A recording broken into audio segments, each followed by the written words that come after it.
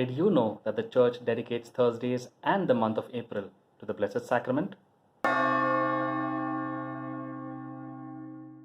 Since today, Thursday, April 28th, is the feast of St. Paul of the Cross, who had a special devotion to the Blessed Sacrament, let us read a short excerpt on his life from the book Legends of the Blessed Sacrament. Like Saint Leonard of Port Maurice, Saint Paul of the Cross, founder of the Congregation of the Passionists, devoted himself to mission work amongst the people. His recollection and devotion in the house of God was so great that others who saw him felt drawn to greater devotion themselves. One day he was accompanied by a pious youth to the church, when it happened that a heavy bench fell upon his foot and severely hurt him. Nevertheless, he went to the altar, knelt down, and remained motionless in prayer. His companion, remarking that blood was flowing from the wound, called his attention to it, but he gave no heed and went on with his prayers. When he quitted the church and his companion entreated him to allow him to bind up his wounds, "They are roses," said he. "Jesus Christ hath suffered many more, and I deserve far more for my many sins." To the adoration of the most holy sacrament, the pious youth ever united the contemplation of the bitter sufferings of the Lord.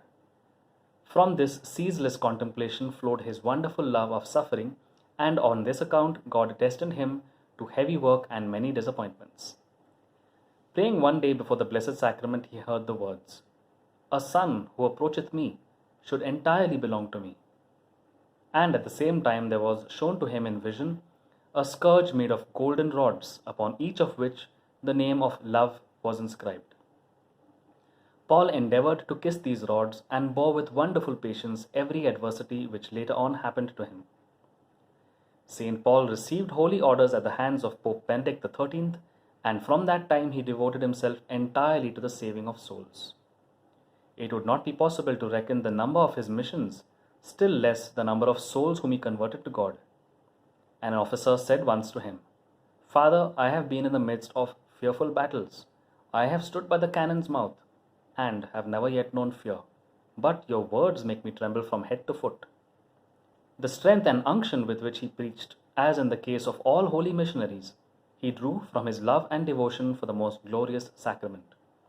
It was permitted him to receive special light for others during the celebration of the mysteries, as an eyewitness relates. On one occasion, Paul accused a religious of a fault, and before he could confess it or deny, the saint said, "You cannot deceive me, because I learned it this morning at the altar." John Baptist Senoy, an honorable man, was sick to death.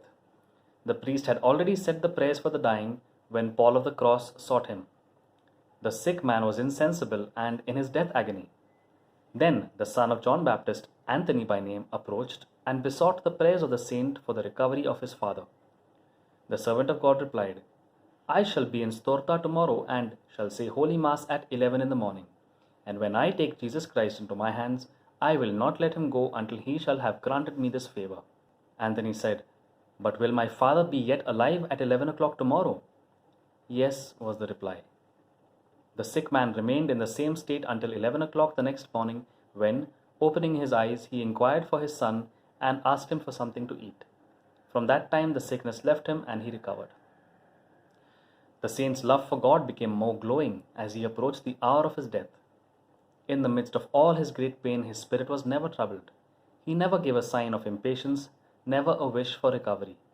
Often he said, "I will, neither to live nor to die, but that alone which God willeth." To a religious who showed sympathy for his sufferings, he said, "Do my sufferings displease you? They do not displease me."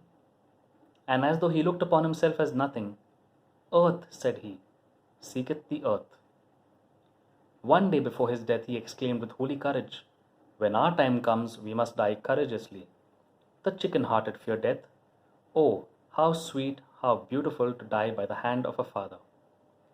As his end drew near, he received the holy viaticum, and when the priest entered the room with the ciborium, he cried out, "O dear Jesus, I declare that I live and die in the communion of the Holy Church.